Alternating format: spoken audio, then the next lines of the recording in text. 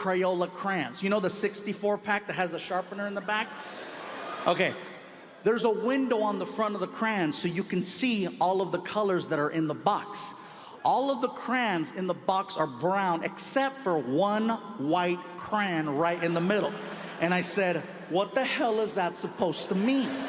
And he looks at me and he says, welcome to my world.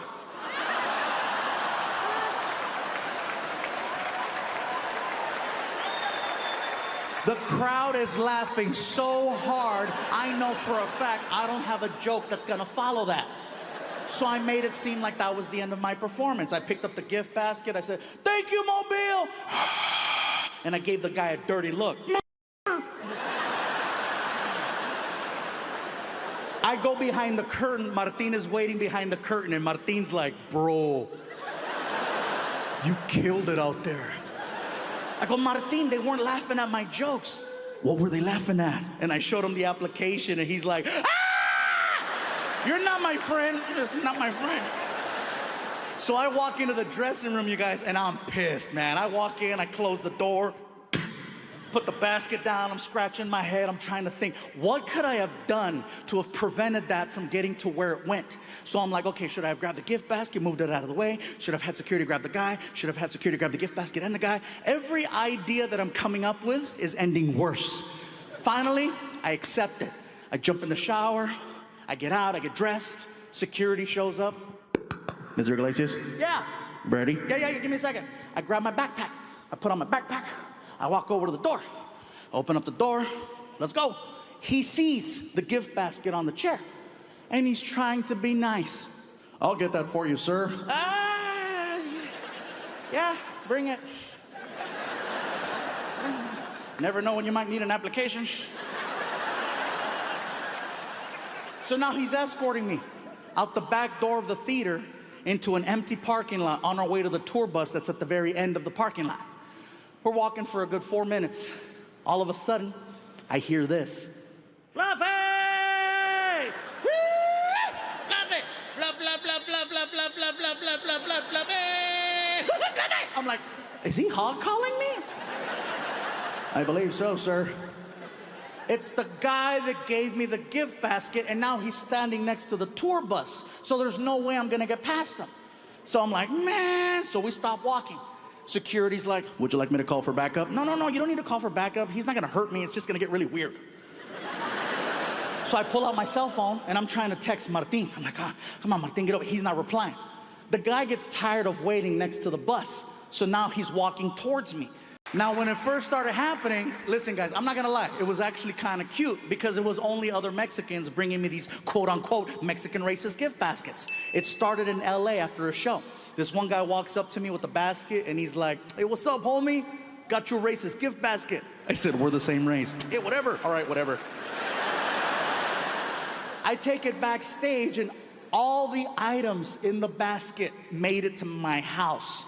There was a Mexican blanket with a tiger on it, a bunch of bottles of Fanta, bottles of sangria, Vicente Fernandez CDs, Mexican candy, pan dulces, sweetbread, mazapanes. Everything made it to my house. Now, the more East Coast we started traveling, and the more down south we started performing, the more creative the gift baskets started getting. Fast forward to Mobile, Alabama. Oh, it gets good. Earlier tonight, before we kicked off this special, my friend Martin was out here making a couple of announcements. One of the announcements that he made was, if you brought a gift, please hold on to it until after the show. Don't bring it to the stage. It could interrupt the flow of the performance. The only reason why he makes this announcement every single night is because of one show in Mobile. So here's what happens. I tell the entire racist gift basket story, the full 16 minutes, right? As soon as I finish, a guy from the back of the theater rushes the front of the stage. Now keep in mind, this area is full. In Mobile, the aisle was right up the middle. So the guy had a clean shot to me. He hauled ass like it was The Price is Right, all the way down. Much like tonight, there was security there that night. Security sees the guy with the basket, but no one thought to stop him. All they did was, That's pretty. oh, that's nice, that's pretty, yeah. So the guy makes it all the way to the front. He takes the gift basket and he puts it on the stage. Now he's heckling me from where you're sitting. I'm standing here and he's like, Fluffy! What's up, dude? I got this for you. Thank you. Open it. I go, sir, we're kind of in the middle of a show right now. I says, I appreciate the gift. That's very nice of you. I says, but how about this? I'll open it after the show. Oh, come on, Fluffy. I want to see your face. Sir, how about this? How about you take the gift basket and you bring it over here to the side of the stage where security's at, and I'll have security escort you behind the curtain, and then I'll open it up backstage with you in front of me. How's that? And he's not taking no for an answer. Now, the problem is the crowd just saw me tell the racist gift basket story, and all of a sudden, there's a guy with a gift basket. They have no idea I'm not affiliated with freaking Duck Dynasty in the front row.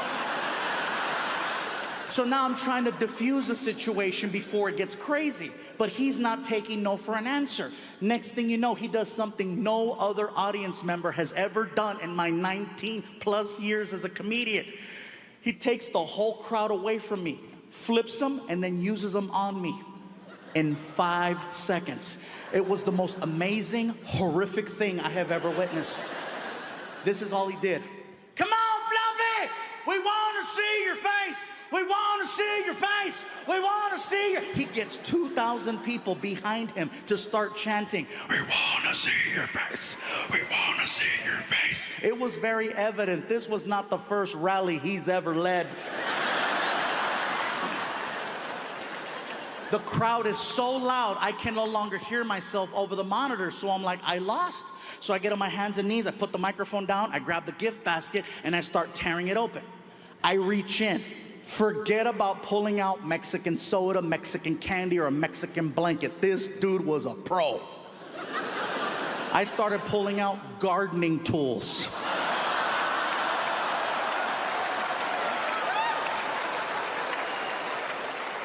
I'm pulling out a rake, a toy shovel, a toy leaf blower. Dig deeper, Fluffy, dig deeper. I pull out a soccer ball. I go, dude, it says Puerto Rico. They ran out of Mexico. I pull out a brick. I go, what's the brick for? The wall. I pull out an actual application for U.S. citizenship. I said, there's no way this can get any worse. Dig deeper. I was wrong. I pull out an old school box of... Yeah, man, this country, you guys, I love living here in the United States. I can't think of anywhere else I'd want to live. Some people say, well, you're Mexican. Wouldn't you rather live in Mexico? I love Mexico. Just visiting. Oh, I like it right here. That's why it kind of bothers me whenever people go, you know, what is it like being a Latino comedian? I go, I don't know. I'm a comedian who happens to be Latino. What's the difference? The difference is my special will air on Comedy Central, not Telemundo.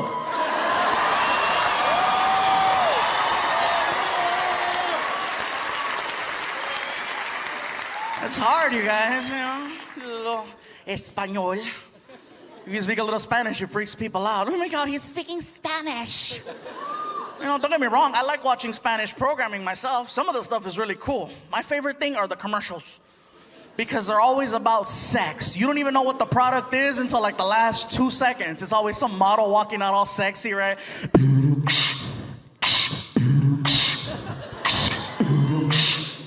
Hola. Ay, qué rico. And on the 28th second, right? Ah! Pepsi.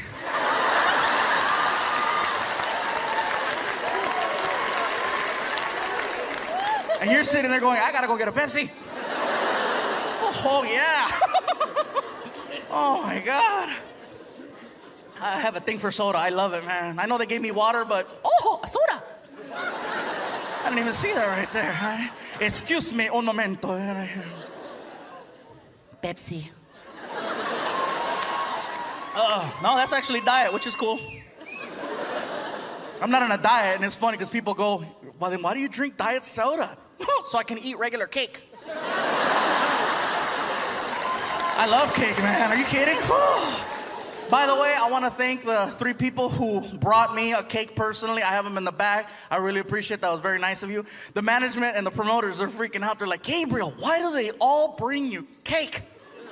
I go, because on TV, I talked about one time how much I love cake, and so people bring it.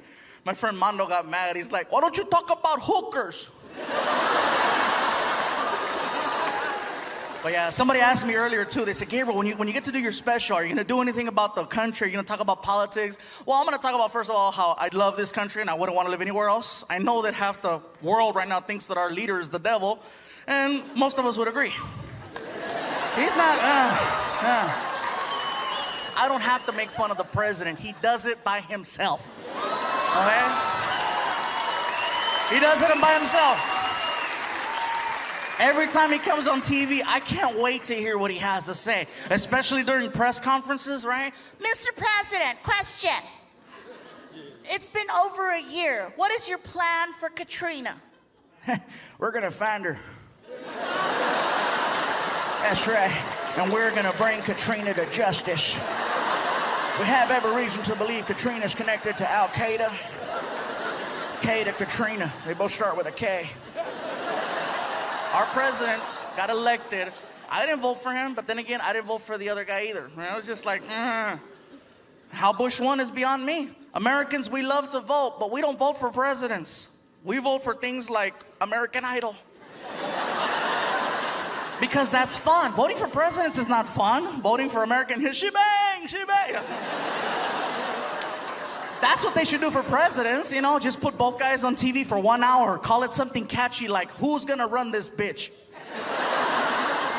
You put them on TV for an hour, let them argue. 30 minutes into the special, you put an 800 number on the screen and say, cast your vote, right?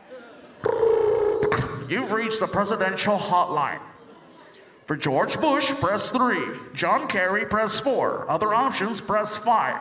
You don't like either one? Press 5. Please hold.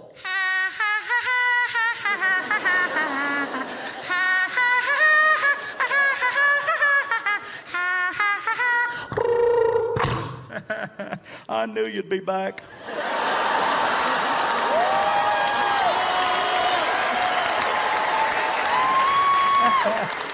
That's right. You know you miss your daddy.